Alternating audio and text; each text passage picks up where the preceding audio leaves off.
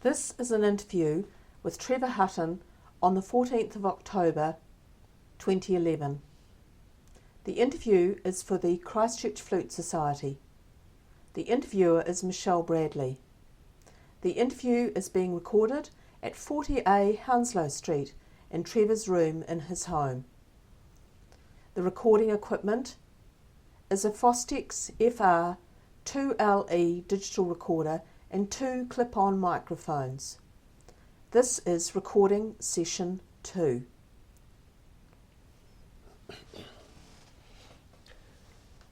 Today, I'd like to return to some things discussed in interview 1 regarding Trevor's early life in the family home at St Asaph Street. From this beginning, I hope to focus on Trevor's experience mostly in the 1940s and 50s, his musical interest and accomplishments, his interest in motorbikes, meeting Hazel, marriage and starting a family.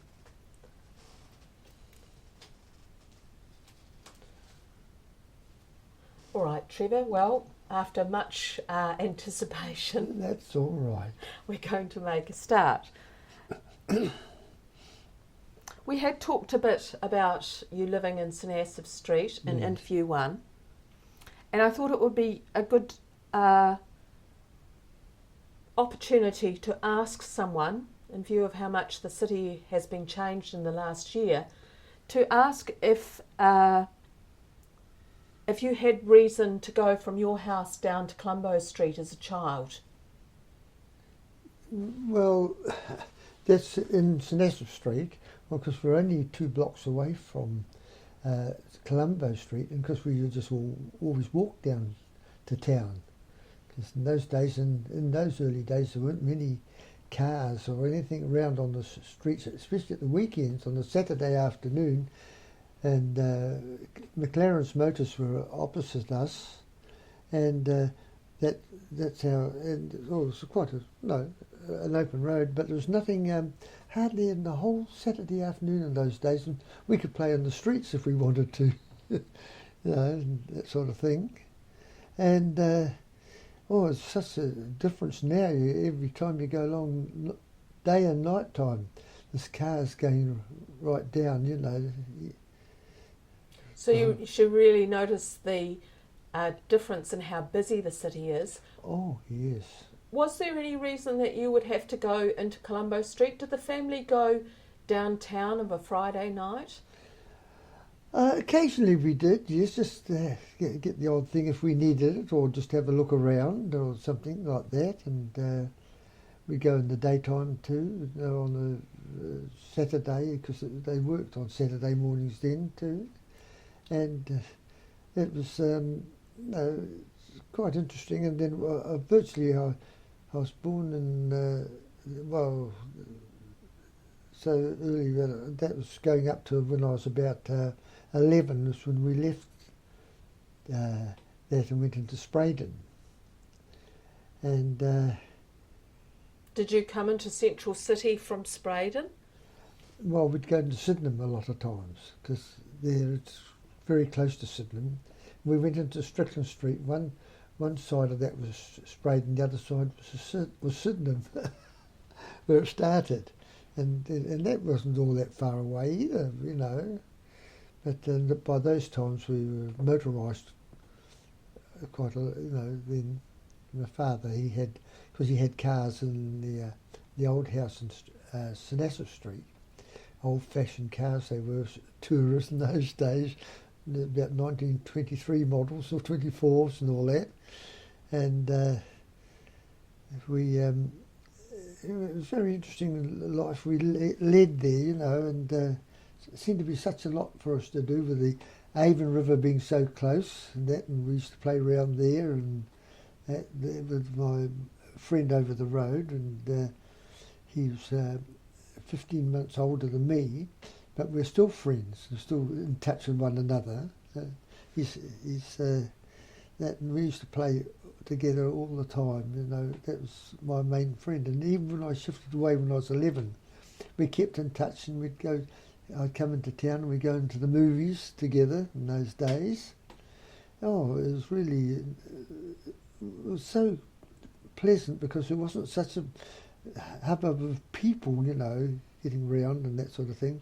And of course, even when we were in Spraydon there, we had the picture theatre in Sydenham in those days, and we used to go to that, and my mum and dad, they used to go once a week to the pictures there and that sort of thing. And it was really interesting in both places. Like even in Strickland Street there, I've made friends with different ones around, the young fellas that were there, and we'd play together and all those. Well, not saying I was 11, but we still went out together and did different things, you know, played marbles together or something like that.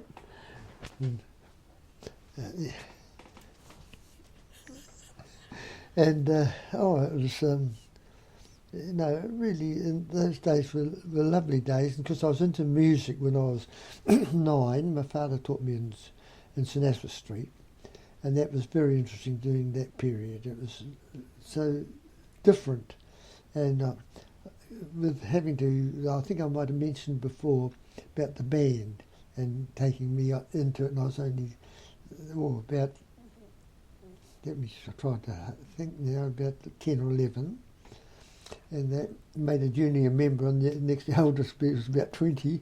But anyway, that was very nice meeting all these gentlemen they were in the band in those days, no ladies in it, and they were, they were so kind to me, you know, they were talking to me all the time and that sort of thing, and encouraging me and all that. And my father, of course, being beside me, playing in the band all the time that it was left in the band before it was dissolved as a military band.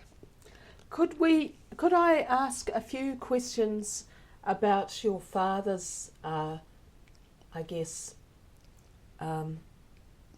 particularly him playing the flute? Yeah. I wondered what you knew about how he came to play the flute, how he'd been instructed, and what sort of flute he played. Yes, well, that's he would have started that early 1900s.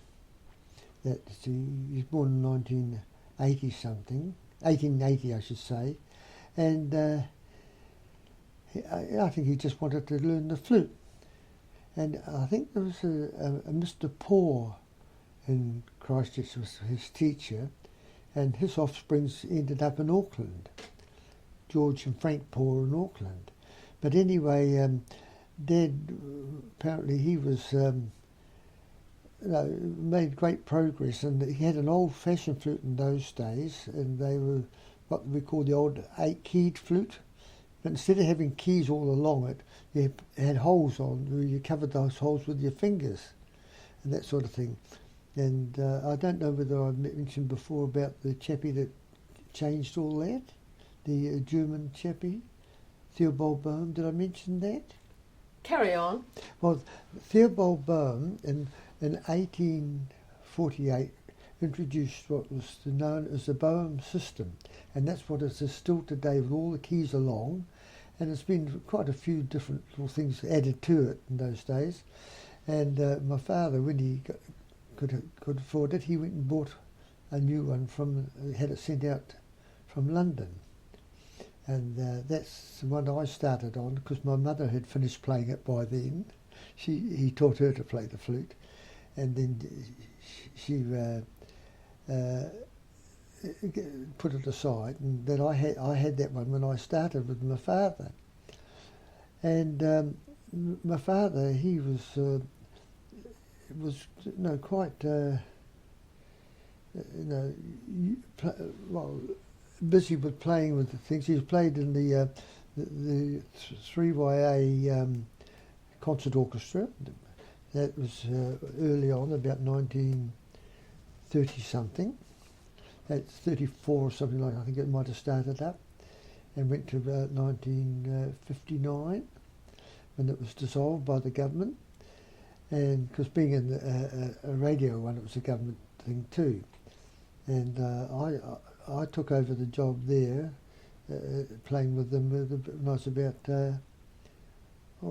18, I think it was. and that sort of thing. But my father, he was in as I said, in the same one for all those years before, and then he also played, different places around town that wanted him to do something, or if a female singer came, he was often asked to accompanying her with doing flute obligatos. Now, a lot of people don't understand what the obligato, but it's playing at the same time, and it's not just improvised or anything like that. It was properly written by the composer with flute and vocal, and it was mainly the females. I don't know much whether it was done for flute and male singers, and there's quite a few were coming, like Florence Austral and all them, like from Australia. They came across and played for them, and he toured around the country quite often with different shows that were coming around in those days, and the orchestras got together for that. And so he was busy too at that time, because he worked out at the Islington Frisian Works as a tinsmith in those days. So to keep both going, there, and that he was busy all right, and he was a lovely teacher. Well, that was his nature too, but he never stood over me while I was practicing and all that, and he encouraged me to practice as much as I could a day, which is very hard with the modern student. If they have an hour's lesson, well, then they should do no less than an hour a day, and anything more is a benefit to it, and they'll do better still. Well, but some don't bother to even do that, and he even had me practicing on a Saturday and a Sunday too, because he said if you don't practice on those days, that's still a handicap too, if you can do it every day. And when I was at high school, I was doing 2.5 hours a day, right through, Saturdays and Sundays as well. So, and that I felt was a great thing, but as I say, he never stood over me, but he would be in the next room with that, and he said, no, it's not played like that. He'd show me how he played, he'd demonstrate, he says, now, you start and play it slowly, and then if, you can play it without a mistake, get a bit faster and faster, and when you can do it 6 times without a mistake, well, you'll have it for the rest of your life. So, and it's to me, it's proved very successful that way. Even now, at my age, if I'm playing, and I find it a bit difficult, and I just keep going on it. It's there. And you've had students yourself? Students? Yes. Yes, I had a few, especially after I got my licentiate at Trinity College, and I sat that when I was 16, and I was first in New Zealand to do that on the flute. Tell me a bit about how that came about. Well, I don't really know. It was just my father. I was living in Strickland Street then, of course, and could be the teacher over the road. The piano teacher used to teach my sister, Bessie Pollard, and she's a well-known teacher, and she used to play the piano for me at times, and my sister played different. No, most times she played for me, but if there was something where this Bessie Pollard was the pianist, she'd play for me too, you see. And she put me through the theory part of it for the exam. In those days you had to do the practical and then sit the theory. But now they just do the practical. They can do the theory separately if they want to. It was quite a thing to get it, and everybody knew, oh, you've got that. That's a high one to get for the start, because it's the only one I ever sat was the licentiate in those days was the highest one. I think they've got another one now. I forget what it is now that they have after that. Yeah. But, what was the process to get the actual certificate that you've got here on the wall? Yes, well, I had to go through. They had the local person for those things in Christchurch I got here, I forget what her name is, I've never met her, the new one, and she runs the Trinity College thing here. And I know it was very difficult because none of the music shops had any music. And I got the Bach sonatas that I did one of those, and I did another thing, Fantasy Impromptu, and I had to do something out of a studies book. And it never arrived till about 6 weeks before the exam. But anyway, I did that. And Anderson Tyro was the conductor of the what was coming up later, or when they formed what is now the New Zealand Symphony. But it was the what were they called? The anyway, I'll think of it in a minute. And he stayed here during the war years because they used to send him out by boat, because with the what you call it, the things that shoot the boats out of the water, you know, the torpedoes. Yes, you know. And what was the thing that that long thing they used to go around in, you know? Oh, it's gone out of my mind. Not quite sure what you're meaning there, but carry on. But instead of having a big ship or something like that, you know, they went under the water, you know. A submarine? Submarines, that's it. And that because they couldn't send them out here by boats in those days, and because they didn't fly in there either. So he stayed here from when he came out in 1940, and stayed here right through, and till they were forming the orchestra, and he was going to be the conductor.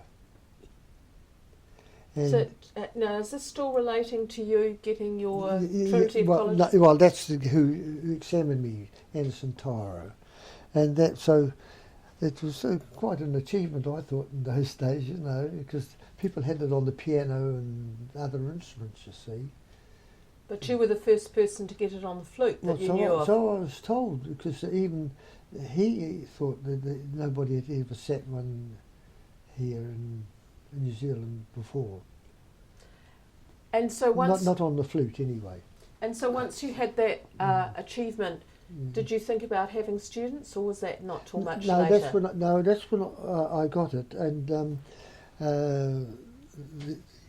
the gentleman in charge of the music at the university, he knew the father of my first pupil. He said, well, he was actually starting to learn the flute then, you see, because he's younger than me, and he said to send him to me. So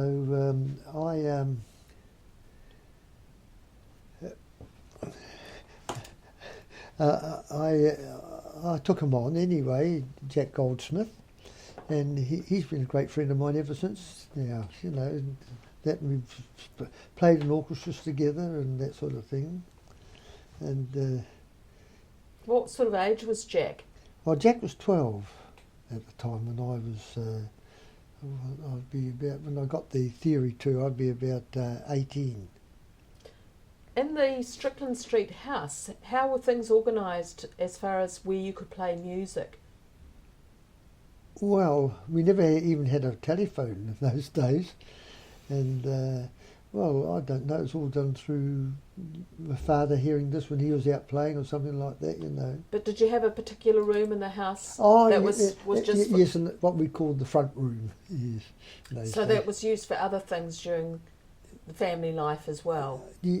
Oh, yes, well, like a lounge, you know, and had the kitchen all separately, and that, and we had that there, and in St. Street, like that, and I used the front room and that sort of thing. But as I say, my father would never stand over me, which was nice, you know, like that sort of, and just encouraged me all the time. How much do you think your father's style of teaching influenced your style of teaching? Well, all of it, because, you know, that sort of thing, you know, Because I've got to be with them all the time now, you know. But while I'm teaching them, you see, and but it definitely did yes, influence the way that you taught. Yes, well, one of the main things is, which a lot of the teachers don't worry about, is teach them what the flute is all about and how it's made and that sort of thing, you see, because they're so busy with all their pupils. There's thousands of children playing the flute today, you know, and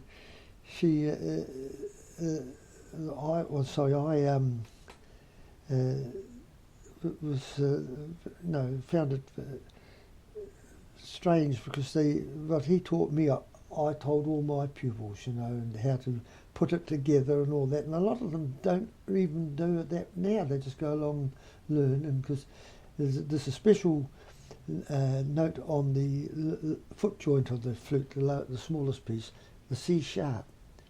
And because they hold it wrong and put their hand against that, and that's the weakest part of the flute, they bend it down a bit. And when you go to play the C natural, you put it onto a roller, and that plays to both. But it doesn't when it's bent, and the C sharp is up in the air a wee bit.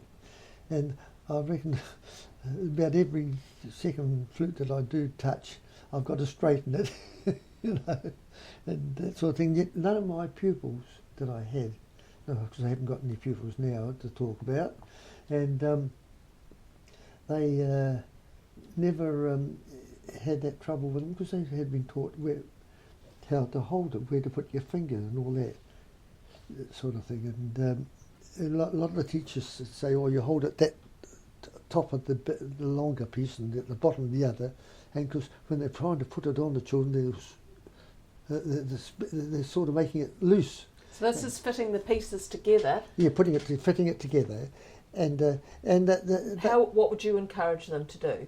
Well, I showed them exactly. I put my thumb on the two lower pad cups and hold it there, and then put my hand round the other end, because if it's top end. Well, not at the very top, but the lowest part of the where the right hand is.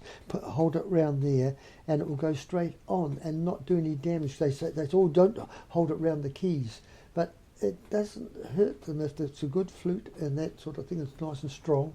I taught all my pupils to hold it that way, and never had any trouble with them.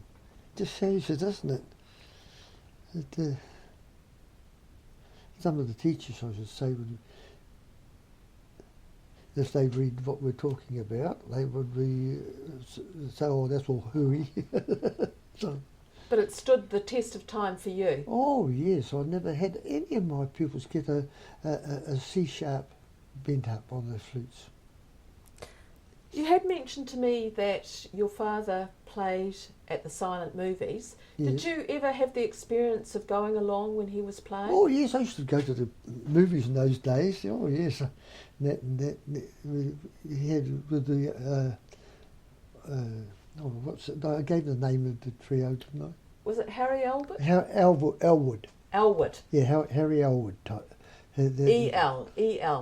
E-L, yes. W-O-O-D. I think that's right. Yes, and he had his sisters playing too. One on Harry the cello, did. yeah, cello and violin, I think. Or well, he was the violin. It might have been viola or something like that. Or could have been a bass for all I know. But yeah, I know that. But so they had a flute player, strings. That's the quartet. They never had a whole orchestra, you know. Did they have someone playing the piano? Yeah, yes, there'd be a pianist in there, but I think the daughter played the piano, that's right. And the sister? Yeah. Was it the sister or the daughter? daughter? Elwood's sister, I think it would be, that's right. It was sisters, they were all sisters, I'm sorry, not daughter. And yes, he was a well-known violinist in those days too. Very good violinist, Harry Elwood was. And I used to go... Do you remember was it in several movie theatres or...? No, mainly in the one, the lane going into the square there, by the... Chancery Lane? And which one was that one? Is that, I think it was... It's in the... Going from Hereford Street into the square? Or was it going from there into Gloucester Street? The other Gloucester Street. No, no, it wasn't that. It was the one at the other side. And it used to be the old plaza, I think, or something like that. Yeah. And a theatre was there just alongside. Yeah, that's but right. Did you entrance it from the square? No, I think they had a side door to go into, you know, or the main entrance would be from the square. Oh yes, I thought you meant for anybody going in just to play or something like that, you know. I used to go in with my father, which meant, of course, I didn't pay, did I? And it was quite a thing to know my father was playing in there and that sort of thing. Would he do that night after night? Mm. They'd have a where he'd have to go.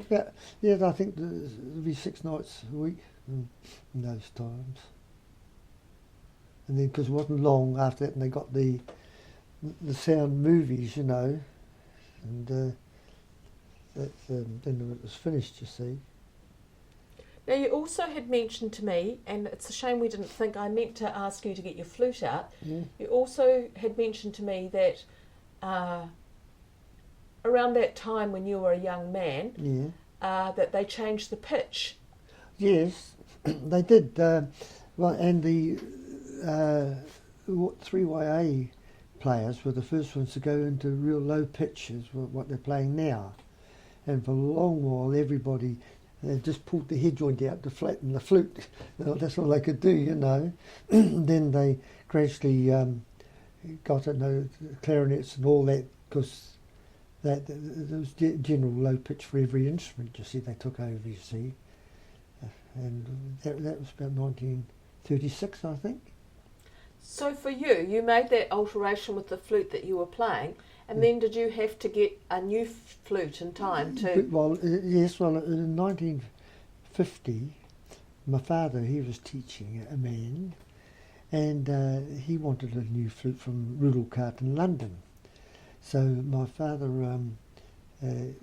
got it ordered through, I think it was through Beggs and Limited, and before it arrived, this chappie died that my father's pupil did. So my mother and father decided they'd buy it for me. So I had a low-pitched flute. It was quite a few years later, but I got by for quite a while with it pulled out. But you've got to learn your lip your notes a wee bit. You alter some of the tuning yourself, some notes, but you learn to lip them and do it automatically, you know, the tune. But it wasn't all that difficult. Do you remember your experience of first having that new flute? Hardly, no. I just, what would I be in that in 1950? I'd be about 18, something like that, 17 or 18 years of age. You sure it was 1950? Yeah. I think you would be about... Oh, well, I was born in 23. You'd be about... Oh, 30, no, I'll be 30. Yeah. 27. 27, that's right. It would be about 27. They bought it for me. That's right. I remember that now. Yes. When you were living in Strickland Street, when you went to live in Strickland Street, who was in the household? Before? When you first went to live, who came from St Asaph Street to Strickland Street? Oh, it's just my mother and my father and my sister, and we took our grandparents with us. My grandparents. Your father's parents? Yeah, father's, yes. Because I was wondering, had your mother shifted into her in-laws' home after they married? Well, it was.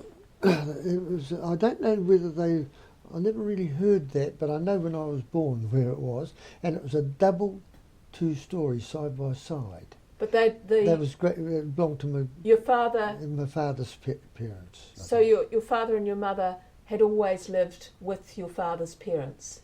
I wouldn't know. I can't remember. I don't think I've ever been told that, but all I knew from there on that we were always together, you know, and that. But I think it belonged to me.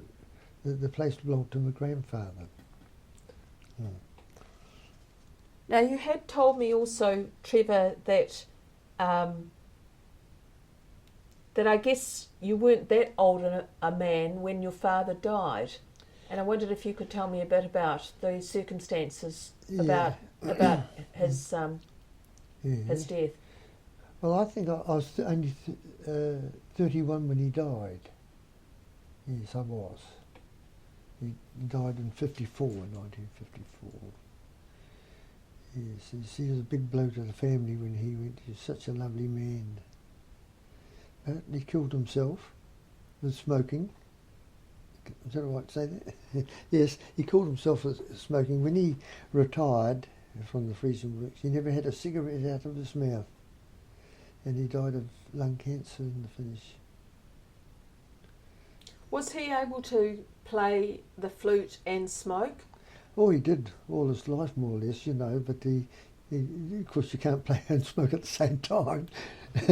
No, but yes, but he wasn't what I'd call an over heavy smoker then. But when he retired from work, he never had one out of his mouth at all. It was terrible, And have you been a smoker, Trevor? No, never. I always tell people when I left kindergarten, I stopped because in those days you only a little wee kid ready to go to primary school. No, I never smoked. Did your mother smoke? No, she never smoked. No way. And what about other musicians? Because smoking was very popular, of course. Oh, yes. Well, I think nearly all the men smoked that I remember, especially in Derry's military band. Even from the people of about 19, they smoked and that. And rooms used to get full of smoke. We'll see, it's not good for you, if you're just there listening, But it's strange. I wouldn't say that everybody did. Some people didn't smoke, but the biggest majority of musicians used to smoke, I think.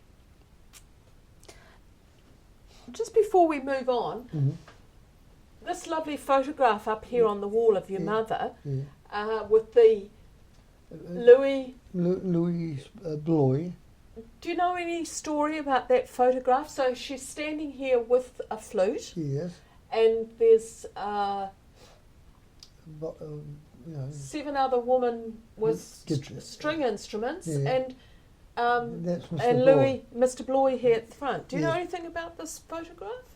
Well, I know that it was taken by my uncle, my mother's brother. He was a photographer, and that would be in those days when he was in Christchurch. And But you know that you said that your mother did tour a bit with playing music? was a bit what? Toured.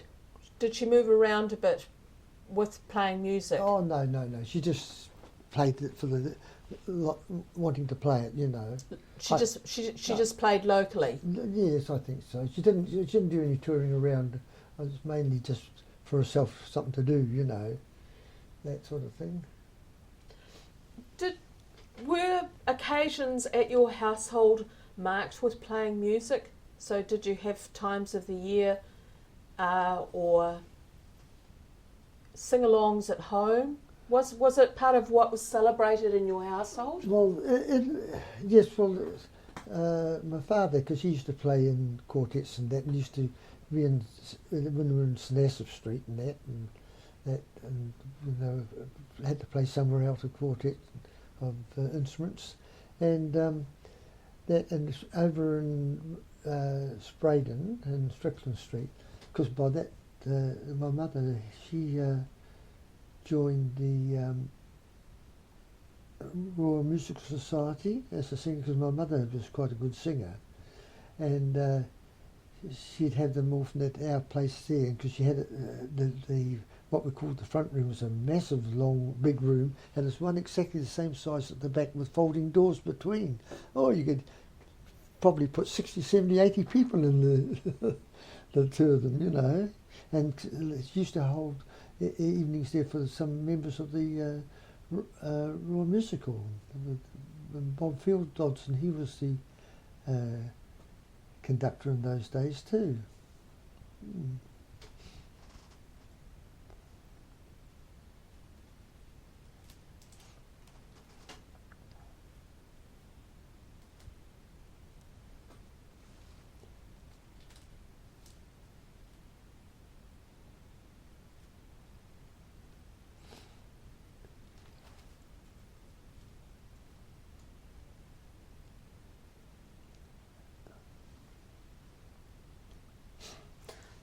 You detailed a bit to me, Trevor, what your music commitments were. I wondered if we could sort of take the reference in time. I'm not quite sure on your certificate here. 1942. On 1942. Mm-hmm. I was just thought it would be quite nice to have a sense of around just prior, I guess, to the Second World War in the late 30s. You had several, I suppose you could call them formal music commitments. So you were playing with the 3YA orchestra regularly? Well, it wasn't. What date would that be for me to be about 18? Let's see, 23, 18, about 1941. Yes, about that time. I know it's about when I joined the 3YA, something like that. Now, you'd already played for the Canterbury University Orchestra? Yes, I was only about 16 there, and they asked me if I'd play flute in that orchestra. Frida Marston was the conductress. And how long did that commitment last for? Well, I can't remember, a few years, because I probably got too busy, with the other things, you see.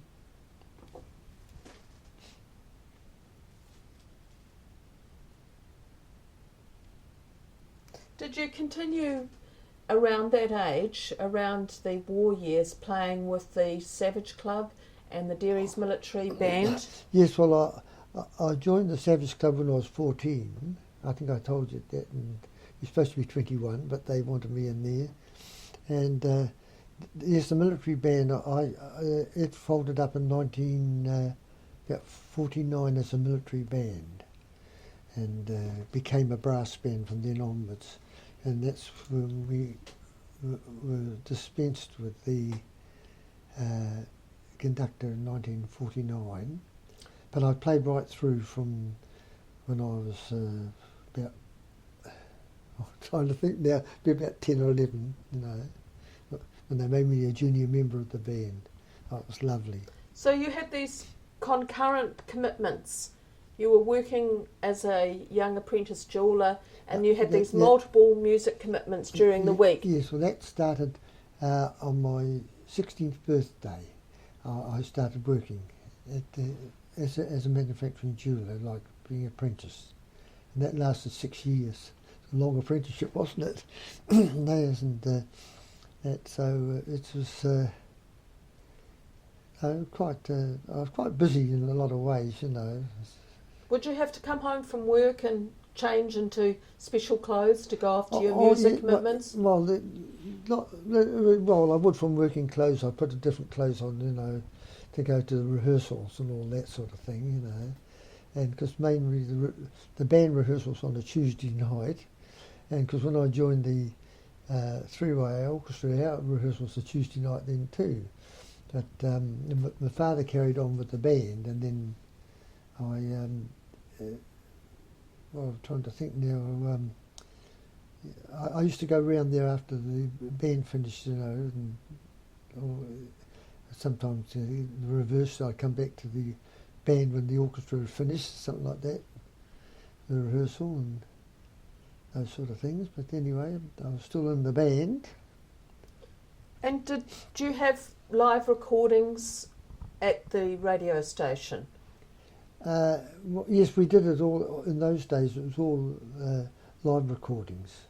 And what day of the week would that have been? Do you remember? We rehearsed on a Tuesday, and a Wednesday at 7:30 we put on a half-hour show live, and then we just after that we just go through the music for the next week, and then when we got to the Tuesday of that next week, we'd spend the night doing that music, ready for the next day. That's how it worked out all the time. And who led that orchestra, the radio orchestra? Well, now there was, I was trying to think the old chappie there. My memory's not so good as it was, but then it ended up with Hans Columby. He took over. I'm trying to think.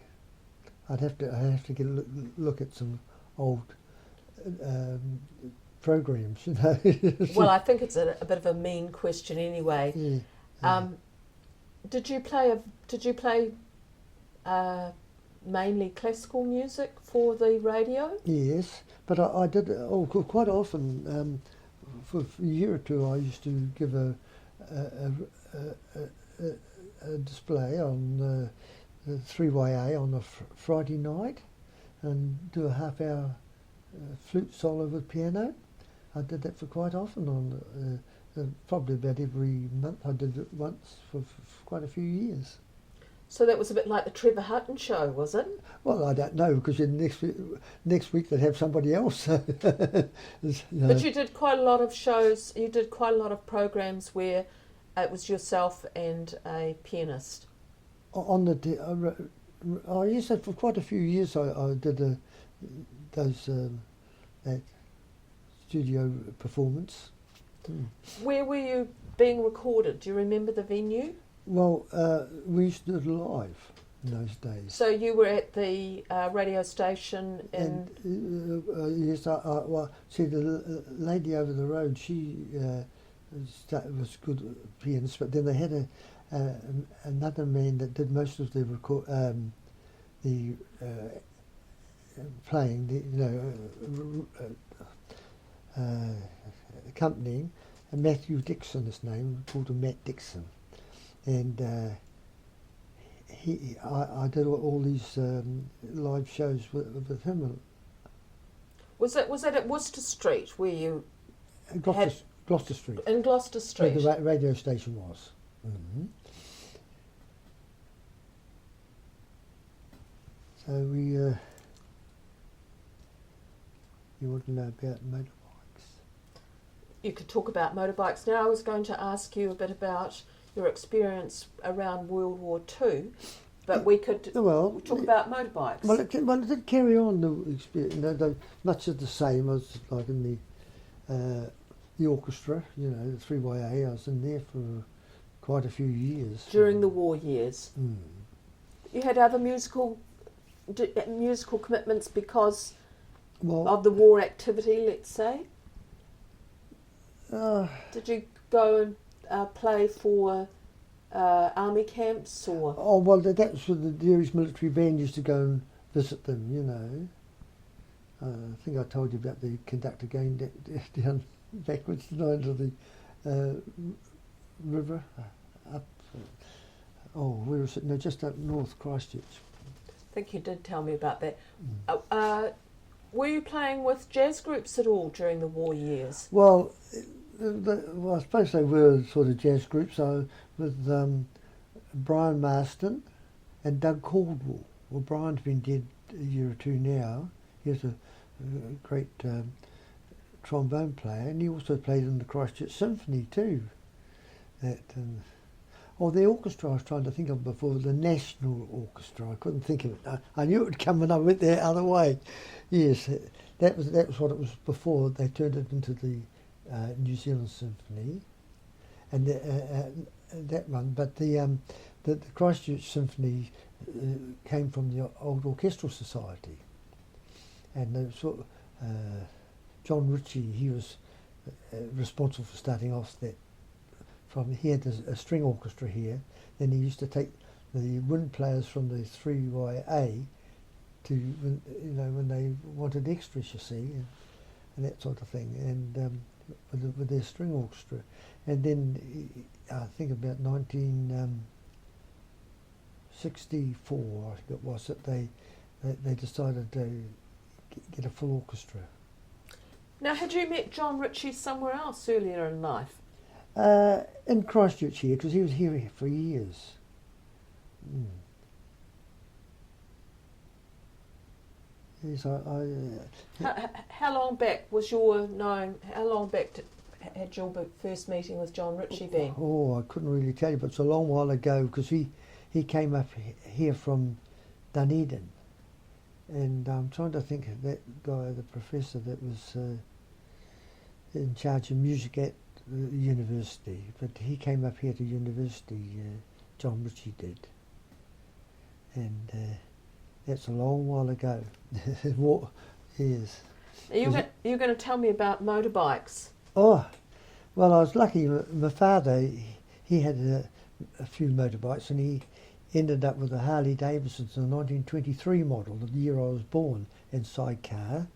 And he used to take Mum and me around in the sidecar, and my sister and all that. And then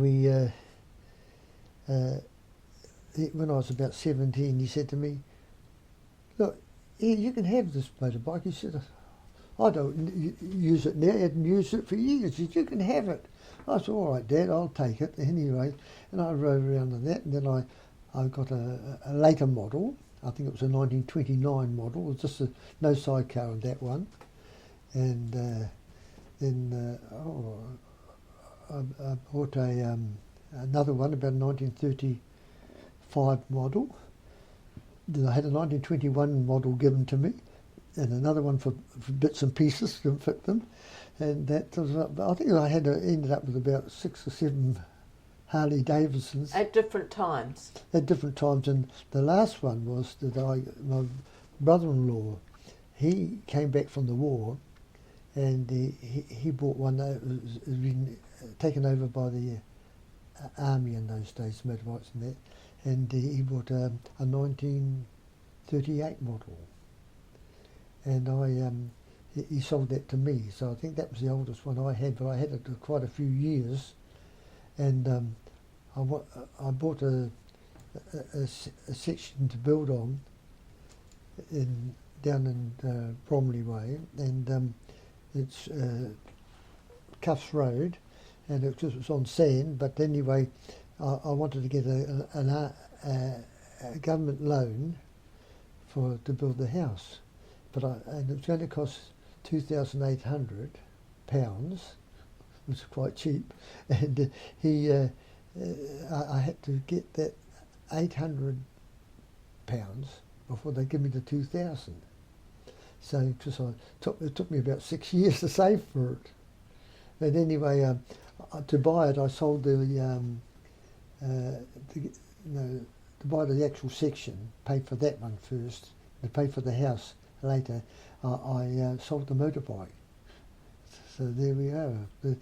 I had a little two-stroke I bought off a chappie I was working with later when I was working for Kendy's Diamond Rings.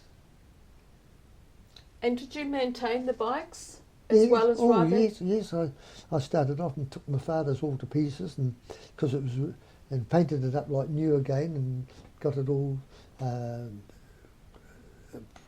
plated. It wasn't chrome plating in those days, it was nickel plating. Got that done and that sort of thing. And the other bikes, I all had them for quite a while, and I did them up, made them look like brand new.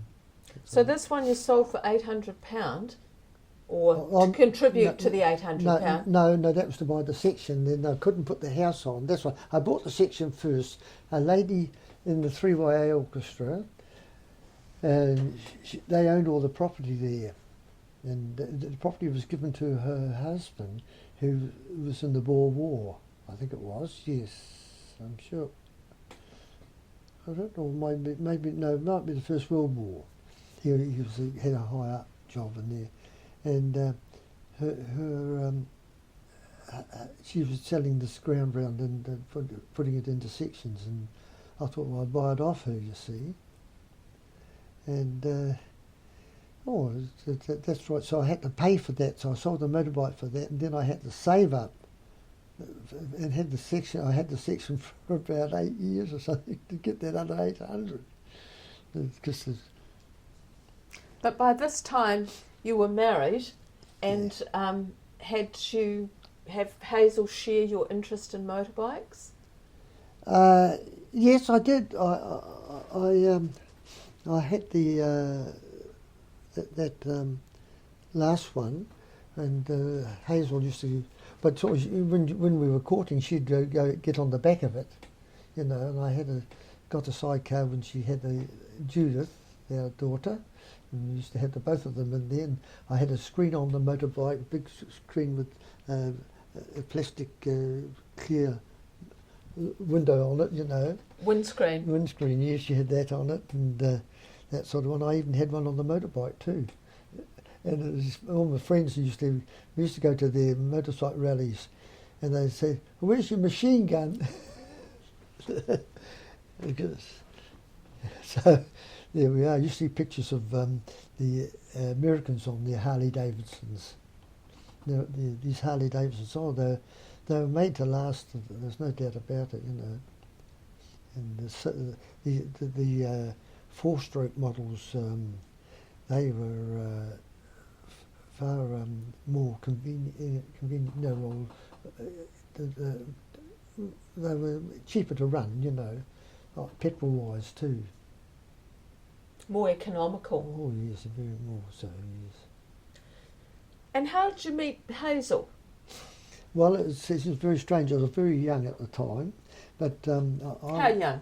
Well, I just about a week before my birthday, 16th birthday, and we with my friend I was telling you about. We were walking through the. What was your friend's name?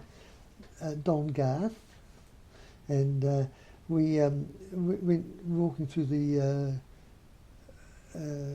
gardens one day. That's right, and we saw these two girls with this little baby in a pram, and there was one of their neighbours, and they were taking it for a walk, all the way from Sydenham into town, and that's where we met them. So we walked mainly most of the way home, you see, with them. I think we did went down Clumber Street too, and we went where she was living in Beaumont Street in Sydenham, and so from then on I just kept in touch with her for about 6 months, and she was working at Duckworth Turners, and she felt she'd like to go permanently with a guy from there, but anyway that broke up, and I used to go round the house occasionally just to see how the family were, because they were nice people, lovely people, and when I was having my 21st, my mother said, "Look, invite that girl Hazel along." I said, "Gosh, I hadn't been going out with her ages, but invite her along." And that's when went from there onwards. So still going with her. Yes. And so what was the year that the two of you married? Now that's it was a year after the war, 1946. That's right, and we got married then, and Judith was born in 1947. And you told me that there was a bit of a story about the orchestra, the National Orchestra. Oh yes, it was strange. When the National Orchestra was being formed, they sent down a message to the 3YA saying if any of the players would like to have an audition, and to help them out when they came to town, if they needed extras or somebody wasn't well and couldn't come down or something like that. And some of the string players did, and I thought, oh, I'd have a go. And then when I went in to have the audition in town here, it was this fella that I had to put me through my, examine me for my LTCL. After 6 years, he remembered who I was. And anyway, I think it was a Sorcerer's Apprentice he put on for me. And he had to play, and I played through that, and he said, "Oh, you made a great job of that." And he was conducting beside me, and he said, "Now, will you be willing to help us?" I said, "Oh yes, I don't mind helping you out." And the next thing, they sent me down this contract form, wanted me to play first flute, but we couldn't get an accommodation up there straight after the war. Where was up there? Was it Wellington? And then my Hazel's auntie said we could stay there until we found a house, and then next thing, when I was going to sign it, she said, "I think I'm pregnant." She was. So therefore, I wasn't going to leave her here or leave her up with her auntie there in Wellington. She couldn't stay with her if she had a baby. So we decided we wouldn't do it. So, but they were good to me. When they came to town quite a few times, they asked me to play with them. Is that what you're wanting to know about then? We mentioned, I asked you briefly about your experience during the wartime. Yeah. What about your direct experience as far as men being called up, how that affected your life? Well, it didn't, because I think they made me grade 3 at the time. I don't know why, but they never said. I don't know whether it was a fizz or not, because I knew the fellow that examined me was the doctor, not my doctor. I had been to him previously, and he was the one that examined me for the for the going into the army, and he's made me grade 3s. I think it seems rather strange, because I wasn't feeling ill or anything like that, or had any trouble. So. And how did you feel about that at the time? So you were effectively declined. So were you called up to be conscripted to the army? Yeah, I was declined because of that. And how did you feel about that at the time? Oh, it didn't worry me. I was so busy. I only had one chappie when we were in Strickland Street, and was going down Scott Street on my bike, and this chappie came out, and I think he was from the First World War, and he used to call me White Feather as I went past. But you don't recall that it particularly affected you? No. Were there other people who were playing music with you? Were there other men who were playing music with you who were called up? Yes, there's quite a few in Derry's band. They were called up, because it was quite a bit smaller when they get, for those that came back, you know. I suppose a lot didn't want to rejoin or something. I don't know.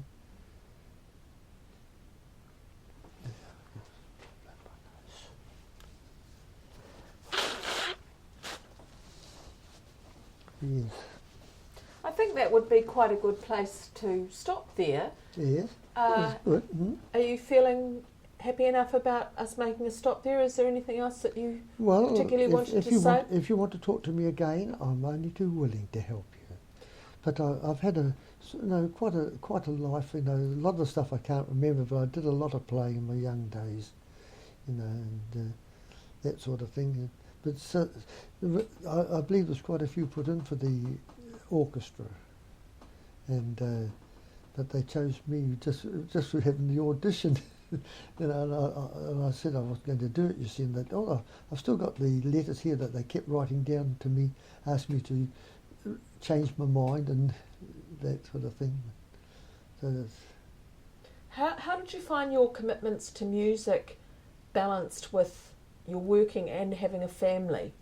Oh, well, I don't know. I just went ahead of it just the same. Sort of work things out just the same, you know. You just makes no difference really. My pupils were all good pupils anyway that I did have in those days. The few that I had at the time, you know, it might be a couple or something like that. Yeah. All right. Well, thank you very much, Trevor. Yeah. It's been a pleasure talking to you this morning. Yes. And we'll continue next time I come to see you. Yes, okay.